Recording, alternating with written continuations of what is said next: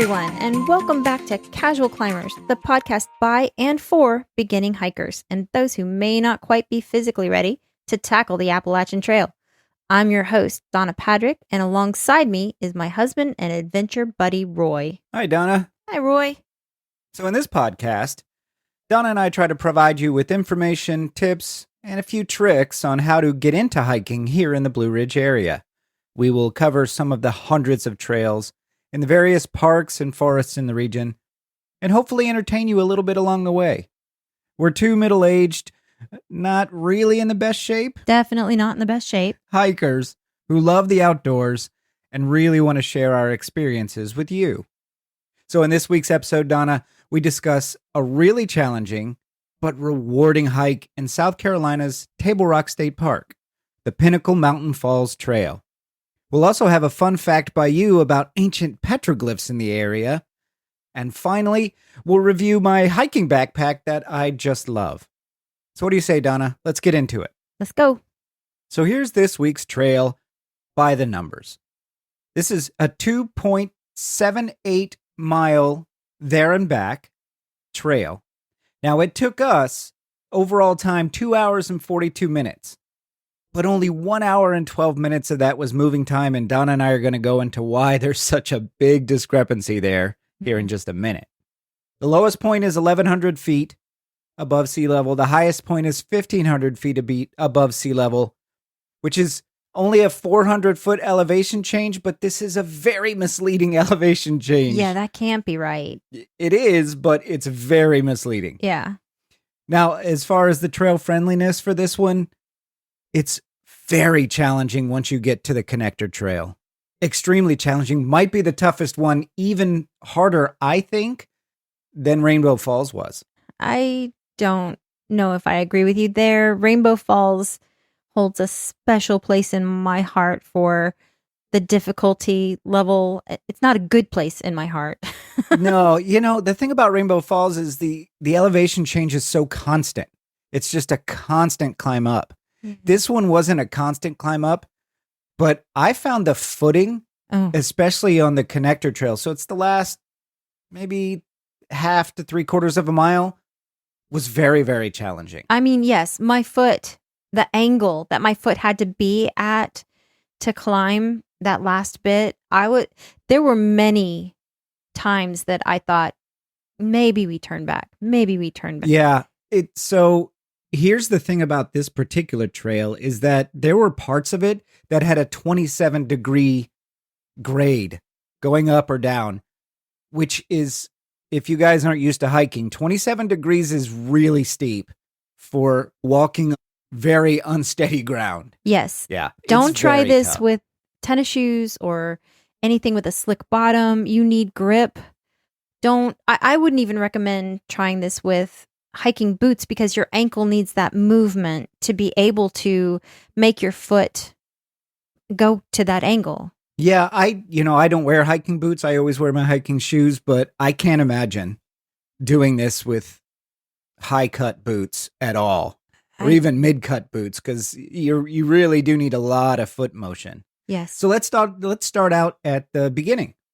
So this is at Table Rock State Park, which is an absolutely beautiful park all the way around. 100%. But this particular trail starts out in an area different than the Carrot Creek Loop or the more famous ones there. You turn off onto the left going toward the campgrounds almost as soon as you get into the park. It's maybe 100 yards past the park entrance. And you go down the road and you park in this, I think it might be one of the biggest parking areas that we've been in. There were probably 100 spaces there. I took a couple of pictures when we finished the hike. There was only our vehicle and maybe 2 other vehicles in this huge parking area, so it's less well known. Yes, by far, and we're gonna talk about how that went for us. Because this was a Saturday and that parking lot was empty. And oh, by the way, we had to wait in a line of cars to get into Table Rock State Park. So that parking area being that empty that much of the day, because it was from 9 until noon, basically. 9:30 until 12:30 was the time that we were there. Okay. Yeah. So that's peak hiking time on a Saturday. On a Saturday, with crystal blue. Oh, yes. The weather. Bluest of skies. The weather was absolutely beautiful. Spring has sprung. It's spring. Yeah. Yeah. So I expected there to be more people there, but you're right. We went this entire trail, almost 3 hours of it, without seeing a single person. Right. The only people trail. that we encountered were, I think it was a couple that was coming off the trail as we were going in. Yeah. And we don't know where they were coming from. Right. So this parking area is right in front of the Table Rock Pavilion. So if you follow the signs to the Table Rock Pavilion, you'll get to the parking area, and the trailhead is right at the end of the parking area. It's kind of hard to miss the trailhead, but it's easy to not find the parking area because you're not used to going in. Yeah, you have direction. to drive past people camping. Yes, you go past the campers. RV camping. Yes. Yeah. Mm-hmm. Now, as Donna mentioned, we had the trail entirely to ourselves. And it was good in a lot of ways because I like to feel like I'm in nature and not at a shopping mall when I'm doing hiking. But in some ways, it was tough. And so here's my biggest tip for you for this trail. Bring a hiking app that has your route pre-programmed. Yes. Because the first part of the trail is fine. It's clearly marked.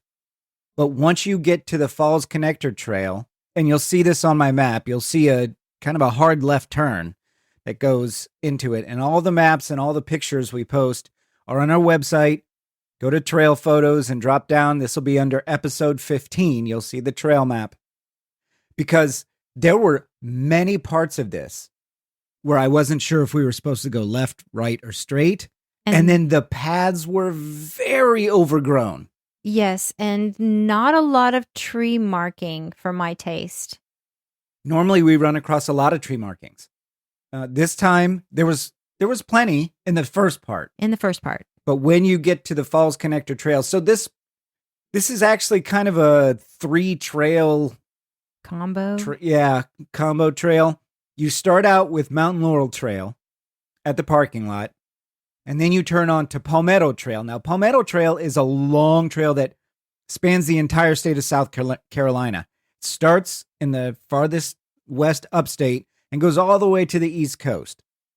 We will not be doing that trail. Well, we'll do bits of it here and there. We've already done a few parts of it. We've already, clipped bits and pieces here. And in this particular trail that we're talking about today, we walk about a mile of it.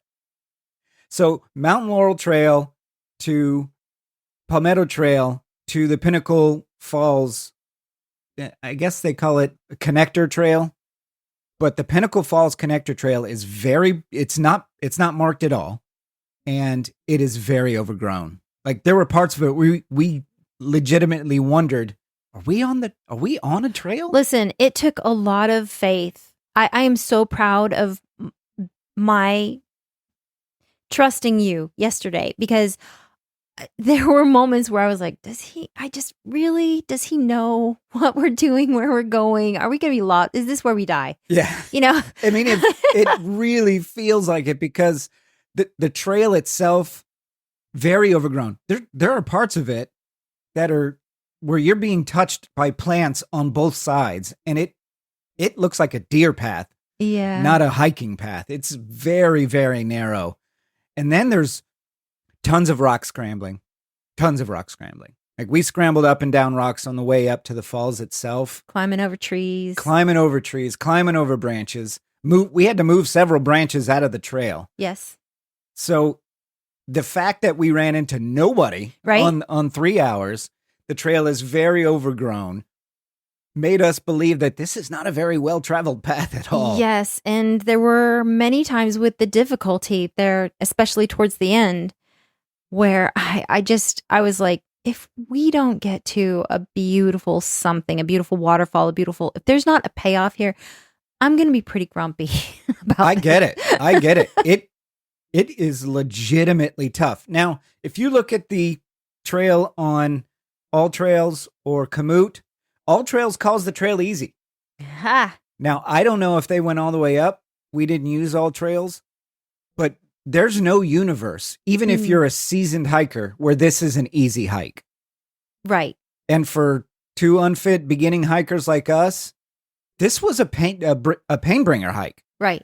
Yeah. At the end there. The first part I think is actually break a sweat because there's a significant elevation change even in the first part going up and down. I did okay on the first part. I really did. I didn't break a sweat until I would say 3/4 of the way there. Yeah, it was cooler in the morning, but yeah, no, I mean, you could feel it. Yes. It's not like either one of us were huffing and puffing, but now I did bring it's both. not a stroll in the park. I brought both of my hiking poles on this one just because I had read about that last bit and I thought I was only going to get my 2 poles out there at the end. But I got my 2 poles out. When you have 2 hiking poles helping you, that helps your knees and your hips because your arms are doing some of the work. Yeah, and it keeps your arms active, right? Because if you're doing long hikes, and this one's not particularly long, less than 3 miles, but your hands can start to swell if they're just hanging down by you the whole time. So keeping your arms moving not only gives your arms a workout, takes some pressure off your knees, but also just makes it, I think, a better hike. I use one most of the time. I use one most of the 2. time. Yeah. Yes, but yeah, I also think I need them for balance. At least one, usually, I need for balance. On some of these, sure. And on this one especially.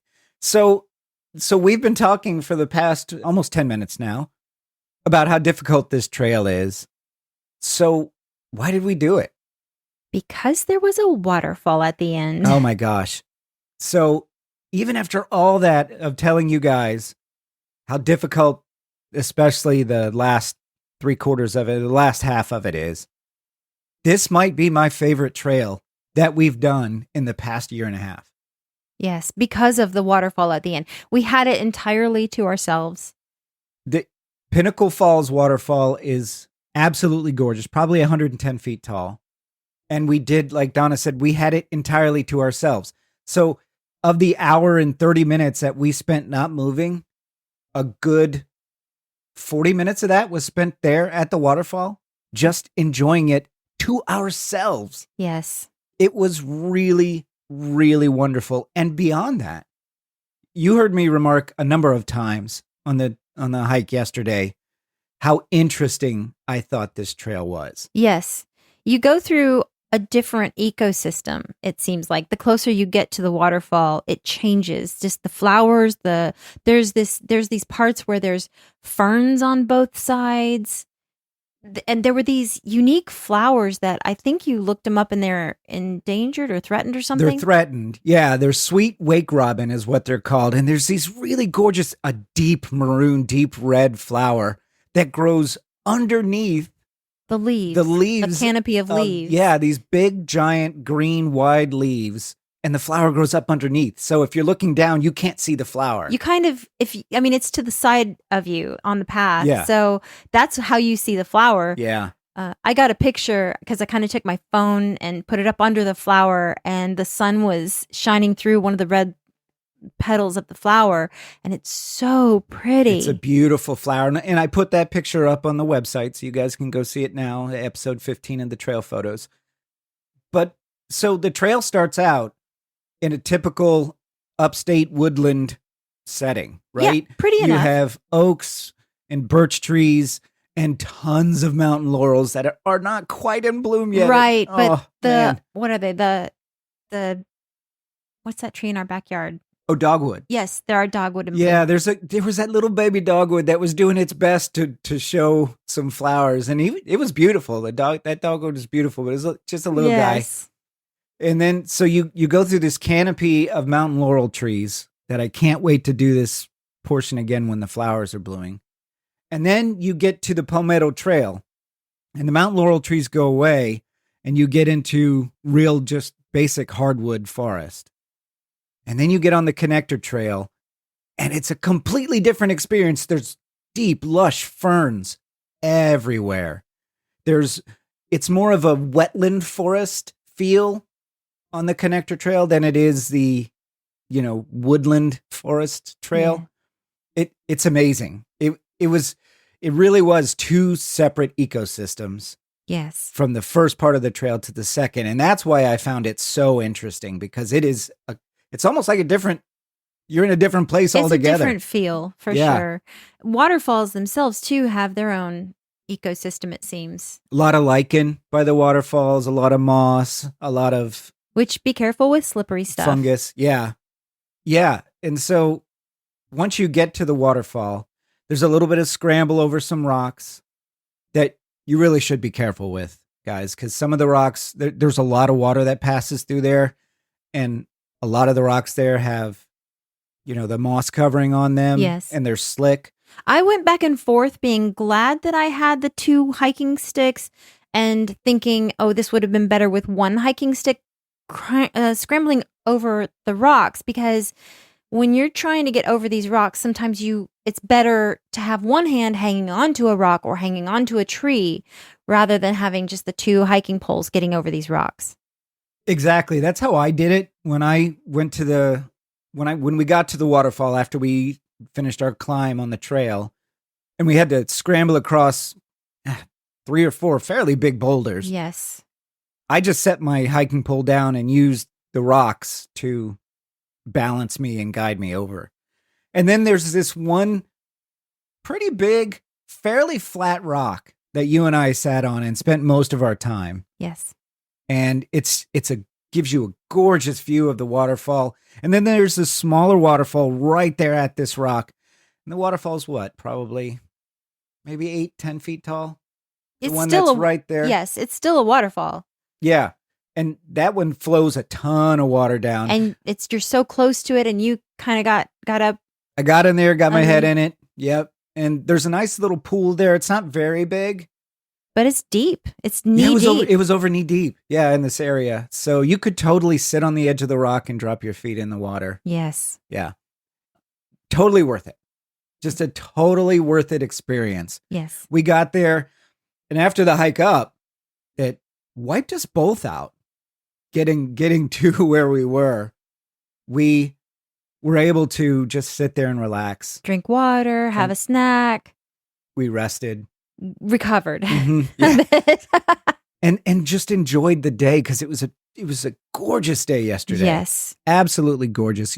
There were birds chirping, and you could hear squirrels and all kinds of other stuff. And then just, of course, the roar of the waterfall and the water rushing by. So yeah, as hard as this hike was, I definitely will be doing this again and again and again. 100%. Yeah. Yes, I will do it again too. I might take my time a little bit more, maybe take a few more breaks, because you kept saying, oh, it's this many more feet and that many more feet, and what the numbers that you were giving me, and then the effort to get there. It felt to me like we should be there by now about, I want to say 5 to 7 times before we got there. The first time I looked down and it said, oh, you have 1,050 feet left, I'm thinking, oh, okay, great. We're like right there. Yes, your voice was very encouraging to me. And then we struggled up more, and I swore we went halfway.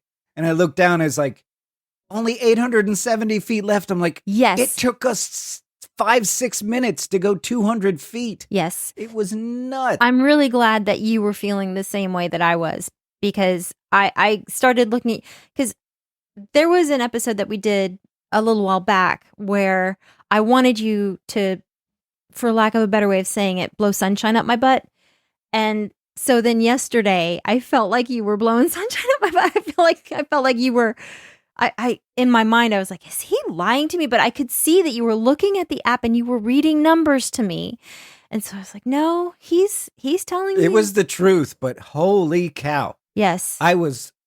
When I saw 1,000 feet, I was legitimately happy, because I'm thinking, oh God, good. We're so almost there. And you can hear the waterfall falling, because it is a legit waterfall. And you can see it from pretty far back. Yeah, you can see it from pretty far back. And I just remember going, wait a minute. How in the heck did we go 200 feet in like 8 minutes? And it hurts this bad. Nut. And I was dripping with sweat. We both were. My shirt, yeah. The back of my shirt was soaked. Yeah. And that's the first time that I've really sweat that much. And it was not hot. Since last summer. We were not sweating because it was hot. No, it was in the 50s. Was 50s and early 60s there. Yeah. Yeah. Yeah, low 60s. Yeah. It wasn't hot by the time we got back, because 3 hours later, 3 hours later. it was much hotter, but man, yeah. And so scrambling up there, I had the same thought as you. This better be worth it. Yeah. This better be worth there it. better be a waterfall. This better be an amazing waterfall. And honestly, I loved that waterfall so much more than I love Rainbow Fall. Yeah, so much more than I love Rainbow Falls. It's, you know what? It actually surprises me that more people don't do that hike. And it's clear that more people don't, because that trail is just so overgrown. Yes. And so difficult. And the trees are not really well. I mean, I think that the markings on the trees were yellow from that. In the beginning, it was purple and white. But when we crossed over into the second half of that, I think I only saw kind of almost like faded yellow on trees. I didn't see any tree markers once we got on the falls connector. Okay. Not a single one. Okay. And when I say use the app, I cannot strongly recommend that enough for you. This is true. Because there is one part when you get on the connector trail, and this is not marked in any way, but you have a fork in the road. And unless you know to go to the right, intuitively you think go to the left, because it looks like it's heading toward the waterfall, but it does not. Right. Have to go to the right. Yes. And somebody has placed 2 thin downed trees across that other path, the fork that's to the right. But those, you've been climbing over trees and climbing over rocks bigger than these 2 thin trees that I don't know if you noticed them. I might have taken a picture of that.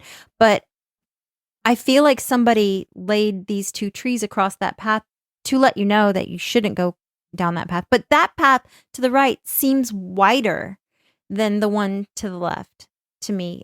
They're almost equal, but yeah, it looks like it's a more well-worn path, and I think you might be thinking the opposite way. Wait, because as you're walking toward the waterfall, we went right, and left is the way that looks like it should be the right way, but it's not the right way. I might be getting this mixed up with something. So we go right, and that's the way up to the connector trail. All of this is to say, use the app. It'll guide you there. Both All Trails and Komoot have a pre-programmed trail that will get you there. I used Komoot.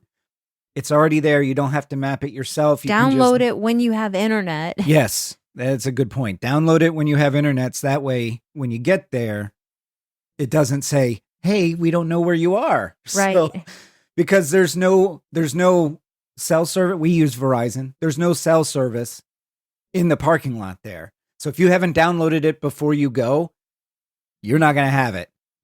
They probably have internet at the park store. I don't know. We didn't check. Yes, we didn't check this time. But anyway, that's our biggest tip for this hike. Right. Download the trail before you go on your app, whether it's All Trails, Komoot, or some other hiking app.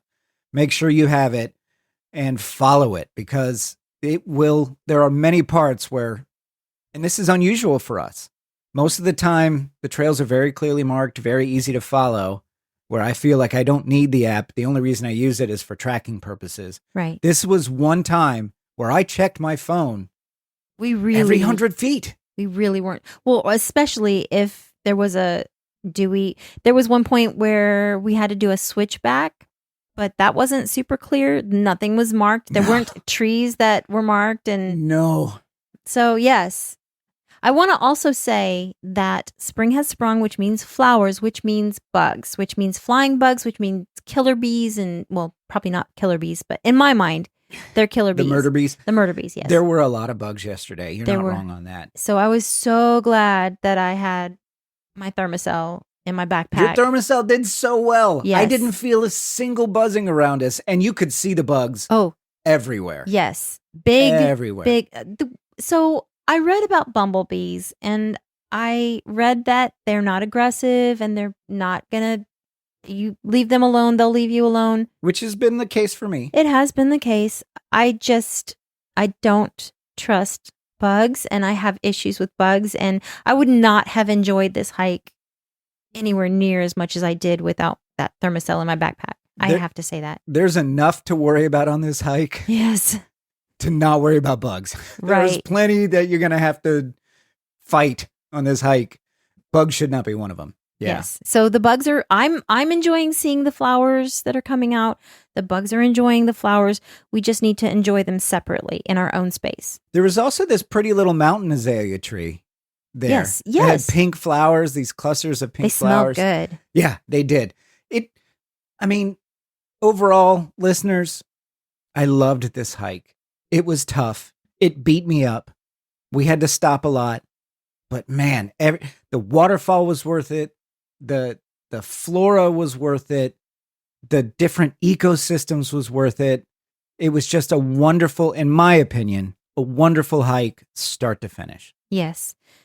Some of the reviews that we read about this hike before we did it, there was a mom with 2 little kids, and I would not take kids, or I don't know, probably dogs would be okay, depending on the size of the dog. Probably. I can't imagine she took, because that review, I saw that she had a 5 and a 2-year-old.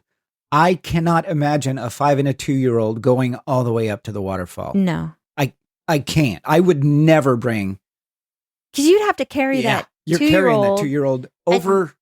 We had to scale over boulders on this trail to get to the mountain. Now, there is one point where you're crossing water, and it was not as easy as I would have liked it to be. Yeah. It was a wide stream, and there's a picture of you crossing it on the trail photos. It was a wide stream. A couple of the rocks are completely underwater. Yes. That you have to step on. So again, slippery factor. Yep. Be careful of that. The poles are great to have in this situation to see how deep the water is. Because sometimes if water's rushing over a rock, you can tell with your pole, A, if the rock is going to be slippery, and B, how deep that water is that's rushing over that rock. And also if that rock is stable. Yes. Because a lot of times it'll look like a big old stable rock and you step on it And wobble. Yeah, and it'll wobble and down goes your ankle. Overall, Donna, would you recommend this hike to anybody?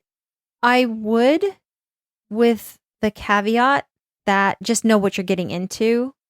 The waterfall is worth it to me, but if you're not feeling well that day, maybe a different hike for you. Yeah, I would say get 5, 10, 15 hikes under your belt before you do this. But then when you feel totally comfortable, absolutely do this one again and again and again. Yeah. If you're having a good hip day, a good knee day. Yeah. Oh, one thing, I forgot to bring my ibuprofen. On difficult hikes, I like to have ibuprofen in my bag for the trip back. Yeah, and also, Donna, no benches. No benches. Not a single bench No. along the way. That And very few trees and rocks to sit on. Yes, that made me a little sad. So, Yeah, overall, loved this hike. Not for the faint of heart, not for the very beginners. Definitely get some easier trails under your belt, but worth every step if you're up for the challenge. yes. We didn't check out the bathrooms, but the building that the bathrooms at the parking lot, that was the pavilions got bathrooms there. It looked really nice. And the parking area, the big parking area that we parked in, they had a whole bunch of new picnic tables that were stacked out there. Looks like they're about to do some Picnic table replacement at the park. Yeah, there was a bunch of them. Maybe 100. Yeah, there's a lot. Yeah. So that's exciting. So that's it, guys. Make sure that you check this one out if you're up for the challenge. This is not for the faint of heart. This is not for those who are unsteady. Certainly not a wheelchair friendly or hover around friendly trail. No, I wouldn't recommend young kids in the last part. The first part, they'd be fine. Yes. The first half, they'd be fine, but then there's not really much to see in the first part. But definitely, if you're looking for a challenge, you have the right gear. And by that, I mean good hiking shoes or boots. Good grip. Good grip, definitely. Hiking poles. Make sure you bring water or a filtered water bottle or bladder. Right. And then at the end is just a really spectacular, very secluded waterfall that is worth every step of the way, in my opinion. So, Donna, what's today's fun fact? Today's fun fact is about petroglyphs. Did you know that there is a petroglyph site at Pinnacle Mountain? I did not, really. I know there's one close by Yes. at Haygood Mill. Haygood Mills is the more well-known one, and it is a wonderful place to visit, and I recommend visiting that place. We've been there a couple times. And I absolutely love it. I want to go back. Yeah, absolutely. Often. But yes, so a petroglyph is a form of ancient rock art created by carving, pecking, or incising designs, symbols, or images onto natural rock surfaces. And this was done by ancient civilizations. This is really, really deep history. So how ancient are we talking? Very ancient. You're actually more into archaeology than I am. So yeah, the petroglyphs at Haygood Mill date back 1,500 to 2,000 years ago. So I'm guessing these are probably around the same time. That would be the yes, the Mississippian people. Yes, I believe that's correct. All right. So these ancient people would carve, and we're still trying to figure out what the meaning was and why they did it. So, yeah, it's really fascinating. This old to imagine people, civilizations being here and doing this that long ago. Right. I mean, we have written history now, but they didn't have written history back then. There was no writing back then for them that we know of. Nothing survived except for petroglyphs. Right. They're all around the world. Petroglyphs. They're from North America to Europe, Africa, Asia, and Australia. They're worldwide, and each region has its different unique styles. Okay. So the petroglyph site at Pinnacle Mountain, this petroglyph site was authenticated by Pickens County naturalist Dennis Chastain and state archaeologist Tommy Charles. There's over 600 carved circles etched into the table rock. 600? Yes. That is insane. It is. The site is just a few hundred yards from the summit of Pinnacle Mountain. So we saw the summit at the waterfall. Right.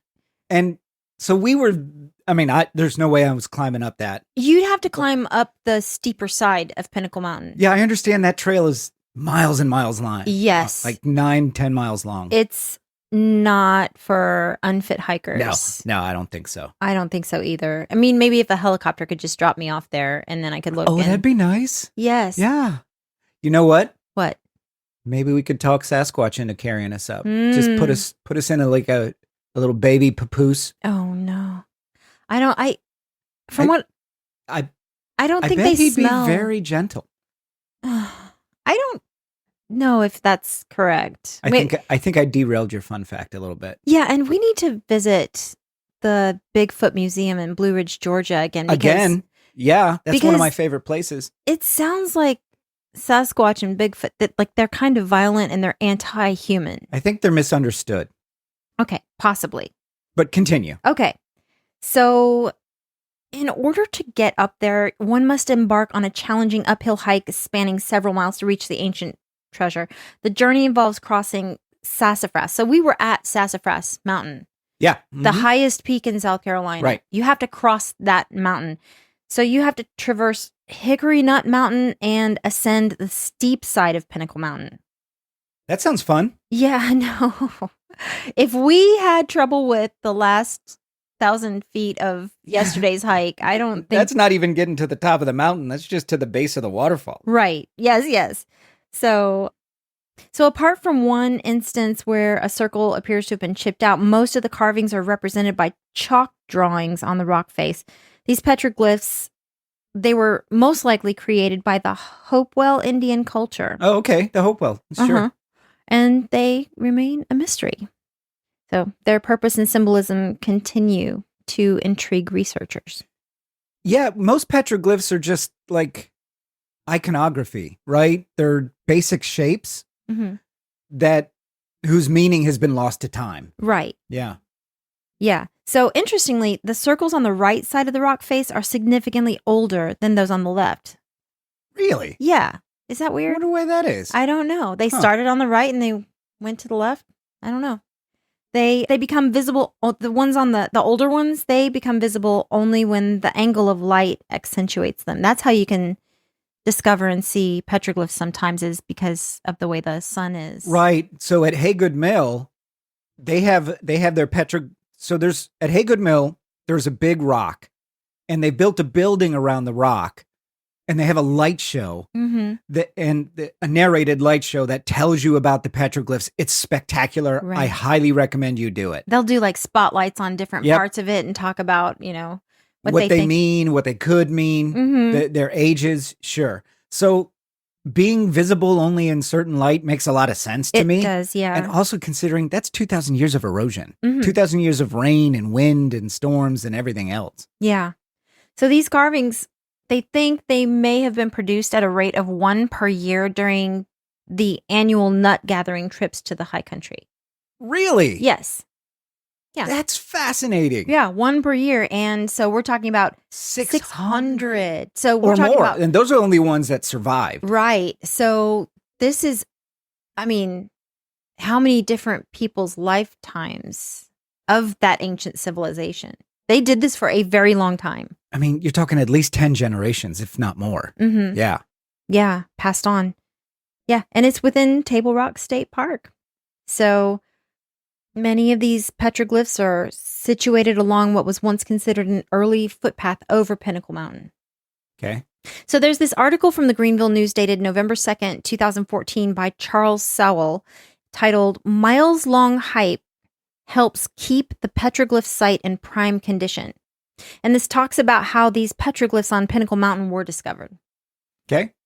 So it's wonderful that South Carolina's premier petroglyph site isn't close to anything, or we wouldn't still have it. Oh, yeah. People would destroy it. Right. Because people do what people do. That's right. People are, yeah. Sometimes people are, I don't know, just not the best.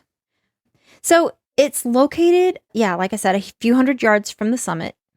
And it's right on the state park line at Table Rock State Park. So it was uncovered by Pickens County naturalist Dennis Chastain and state archaeologist Tommy Charles, who authenticated the rock art more than the more than 600 carved circles in the. So I always want to call that rock gneiss, but it's nice, GNEISS. But apparently, it's really tough rock to get through, to carve on. It doesn't surprise me. When I was doing some rock tumbling, the gneiss was one of the few that rarely chipped off. It would keep its shape. It is a very, very hard rock. I wonder if they knew that. If they knew that this is a good way to preserve something that's going to last. Yeah, because if you do that on soapstone or sandstone, it's going to, that might not. 3 rains from now, it's going to be gone. Yes. Yeah. So Dennis Chastain said, "We were headed for that boulder field on the Foothills Trail below the Lighthouse Cave." So I actually kind of want to look up like these things that were mentioned in this article, like the Lighthouse Cave. I would love to go see these petroglyphs. Yes. Yeah. So Tommy Charles, the archaeologist, he had said that one of the places they were finding these petroglyphs was in other states, was on these freestanding boulders. Okay. When we got to the point where you step off the Long Ridge logging road to go out on the rock outcropping, where we now know the petroglyphs are located, Dennis said to Tommy, "Let me run out here real quick and check out this outcropping." So Dennis used to eat lunch out there while he was hunting in that area. Nice. Tommy stayed back on the logging road getting a GPS reading or something like that. And when Dennis got out there and saw the carvings, he remembers calling Tommy to come down there and check them out. Dennis remembers telling Tommy, "I think we just found the mother lode." Wow. Yeah, because they had been, Tommy, the archaeologist, Tommy Charles, he had been looking for petroglyphs for... Well, he knew they existed because Haygood Mill exists. So, and he'd probably seen them in other places in sparse, 1 or 2 here and there. Yeah. So Tommy Charles, the archaeologist, said that Dennis first led me to the site shortly after he discovered it, and it was relatively pristine, covering a little more than an acre on a bare rock face looking west. That is massive. Yes. Looking west. Looking west. Interesting. The sun's setting. Yes. Mm-hmm. It's just off an old logging road that runs up Long Ridge. So, to a degree, what has preserved the site is that there is only one way to get there with a significant uphill hike, miles of hiking. So, not too many people. Yeah, you're not finding the casual climbers. No. Group. Well, I mean, we will, but you're not finding regular right. people just out for an afternoon stroll. We're crazy enough to try things and then recommend against doing it because it just about kills us. Yeah. Right. Yeah. Yeah. This might be something that we say, hey, you want to make your way out there. We'll see. We might get there and be going, no. Oh, sweet God. Yeah. After yesterday, I don't know. This is miles. Yeah, miles. Yeah. So in the most accessible route, you have to start at the summit of Sassafras, cross over Hickory Nut Mountain, and climb the very vertical side of Pinnacle to reach the site. Oh, that's right. So we covered the Sassafras Mountain Observation Tower last week. Right. And there is a trail. So that's the trail that they want you to start at, huh? Even they're not recommending it. Yeah. They're just saying how to do it. You have to do it. I mean, how badly do you want to see these petroglyphs? And there are people that are wanting to see these petroglyphs that badly. I don't know. I'm kind of one of them. Honestly, this might be, if you're feeling bad for a day, I go. Oh, I really don't. This one out. I don't know. So it's that from there, that's about 4 miles across 3 mountains. 4 miles one way. Yes. Over mountains. 3 mountains, 3 different mountains. Yes. So not an easy trail. No. So other than one spot where someone chipped a circle out, there are only chalked drawings on the rock, a good many drawings that are primarily nonsensical efforts to make sense of the art, which is disappointing. The defacement isn't too... Tommy Charles, the archaeologist, he's like, the defacement isn't too bad unless you consider how little respect it shows for artifacts that are probably thousands of years old and are little seen. Any defacement is a shame. I want to believe that people don't realize the significance of something when they're defacing something that old. Maybe not, but still. Like we see it when we go to Bald Rock. Bald Rock is covered with graffiti, covered with it. Yes. And that makes me sad. Yes. So I can see, and Lord knows, like Bald Rock is huge. How many, and is very, very, very easily accessible and very well traversed. Right. How many petroglyphs have been lost? That's fair. Yeah. That's fair. So that's not great. So Dennis Chastain said, the naturalist guy, he said, all we know is they are there. There's no history book we can read that says what they mean or why some Stone Age man carved the incredibly tough Table Rock gneiss. And then Chastain said, Dennis Chastain, yeah. He still said, what is known with a certain degree of sureness is that the drawings were probably done by the Hopewell Indian culture, probably over the course of centuries. What the circles mean is a mystery. The ones on the right side of the rock face are significantly older than the ones on the left. They're only visible when the angle of light is low enough to accentuate them. So they're mostly circles? Yes. God, what does that mean? Well, just regular old circles, huh? Yeah. Are they in like any pattern? I don't know. We'll have to go up there and see. Yeah. Or you'll have to go up in there and see. Yeah. Yeah. But I really don't, I don't recommend, even these guys don't recommend anybody doing this all by yourself. And no, because good Lord, if something happens to you, I'm sure there's no cell service. So right. Yeah. So Tommy Charles, the archaeologist, he said, since my first trip to the site, I've gotten email queries on how to get there and gradually became curious. So I set out to find a shorter route. So the archaeologist guy is going to go out. He's going to try and trailblaze and find a shorter route. Maybe there's a trail that goes more directly there. Yeah. That didn't work out well. There are a maze of roads on the lower part of Pinnacle, and I gave up before finding the correct foot trail. Returning a few days later, I decided to go in from the Sassafras side and through the Table Rock Golf Resort. It made sense to me, after all. How could you get lost? And the last part was all downhill. as it turns out, you can get very lost. On a golf course? No, on trying to find your way up to these petroglyphs. I would guess.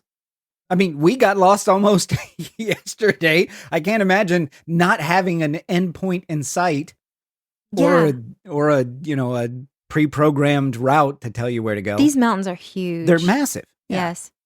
So leaving the petroglyph site at about 4 p.m. and starting down Long Ridge Road, I figured out that I was about 1.5 hours from the golf resort and called my wife where to meet me. She agreed and I set out. After an hour of walking, I should have hit the trail and called her. She told me she figured I was lost and had already called Chastain. That's funny. She was like, I knew you were lost before you even started. That would be you. That'd be you'd have somebody on standby. This dummy is going to get lost. That begs the question, like, he made an arrangement to meet her at a certain place and time.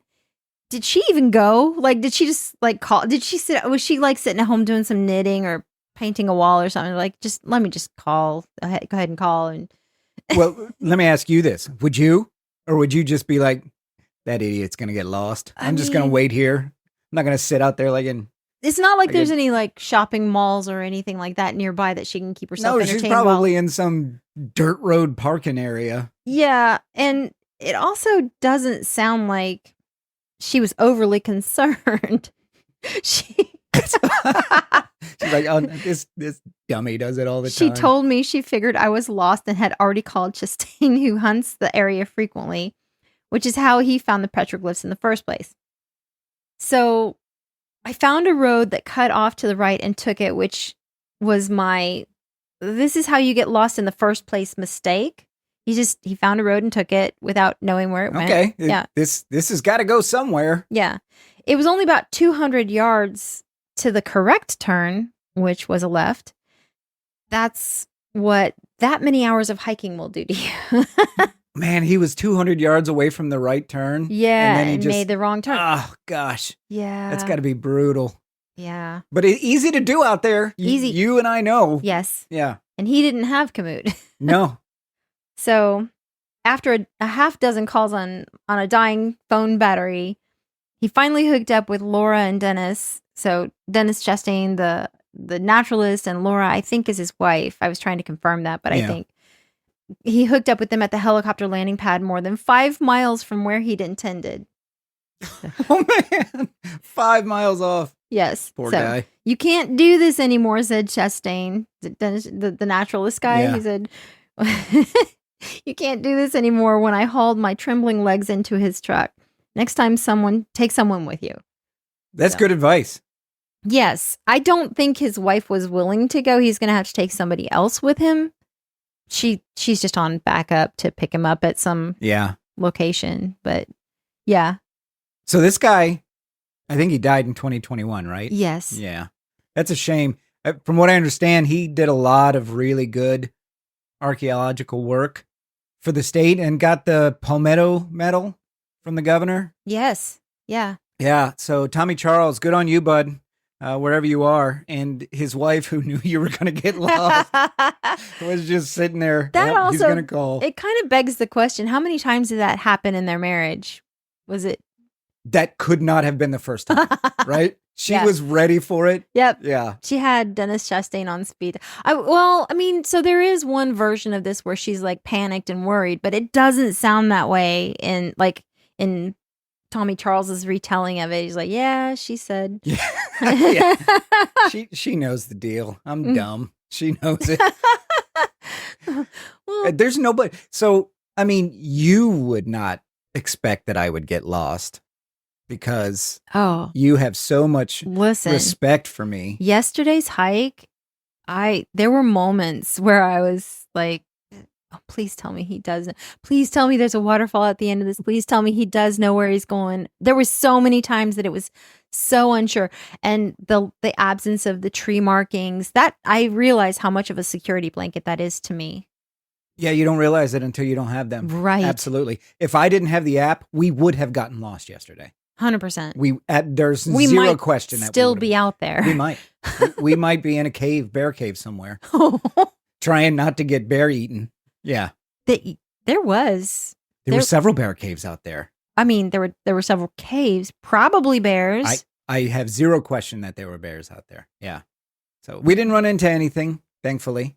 Right? So that's a great fun fact. Thank you. Petroglyphs, man. So if you can't make your way up to see these petroglyphs at Pinnacle Mountain, you can easily take the 50-foot walk to the petroglyph site at the Haygood Mill Historic Site in Pickens.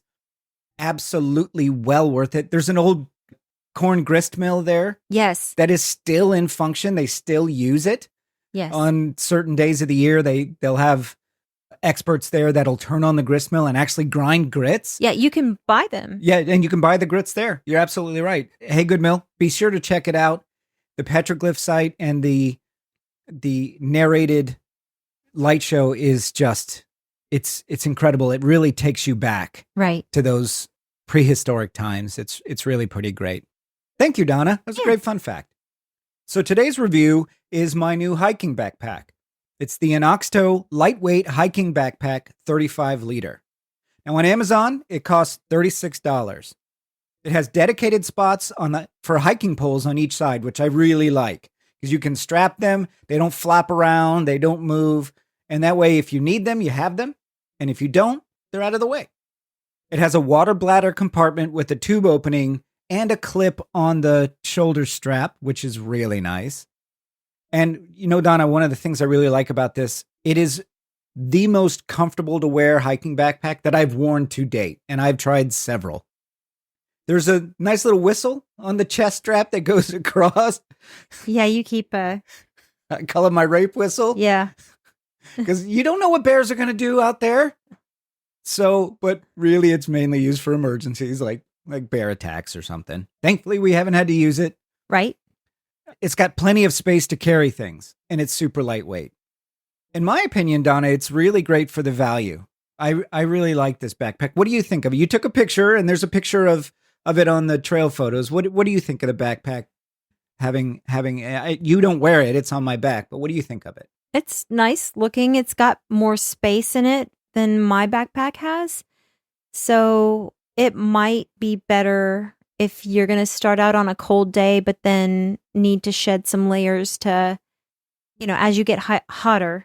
And that's how it happened yesterday. We started out with our jackets, with our lightweight jackets. I took mine off fairly quickly and put it in the back, and there's still tons of room. Like I have our hiking emergency kit in there. I have my filtered water bladder in there. I carry snacks. I have my wallet, my keys and everything, and there's still tons of room. Like there's plenty of room to put a lot of stuff in there. Yes. So it's a really good deal. I like this hiking backpack. I would recommend it.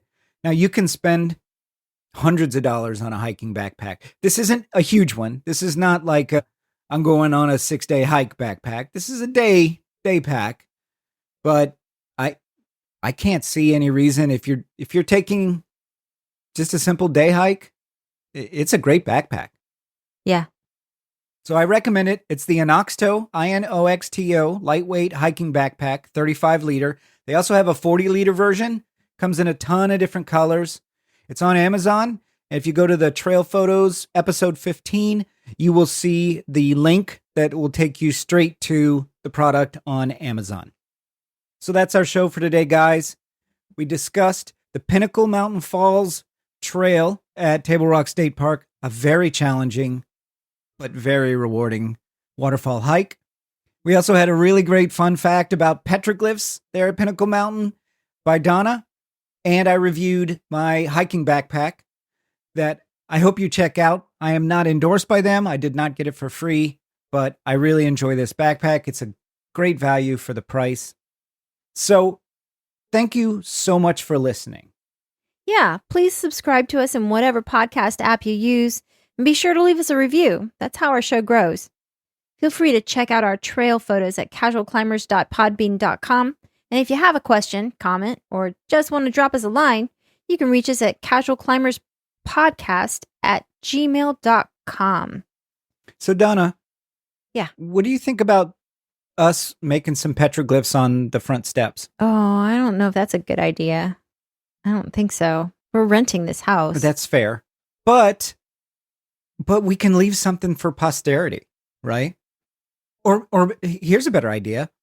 We'll bring a chisel set the next time we're out, and I'll just start carving petroglyphs on rocks out in the on the trails we go on. That's a lot of work. It's a lot of work, but just think about it. Not only will we confuse people because they'll wonder how old they are, even though they will clearly be brand new. Yeah. Yeah. I don't think we'll confuse us. I think the confusion would be yours. What? Well, it'll start out being mine for sure, but other people would be like, what's that dummy doing? Yeah, maybe. Okay. Well, okay. Here's what we do. If we ever get to the point where we're doing an annual gathering of nuts in a specific area, that's when we'll start doing petroglyphs. Okay. All right. Then it's a date then, right? Yes. All right. In the meantime, I'm going to go on Amazon and see if I can find a Bigfoot papoose so he can carry us. Oh, okay. We'll see you out on the trails, everybody. See ya.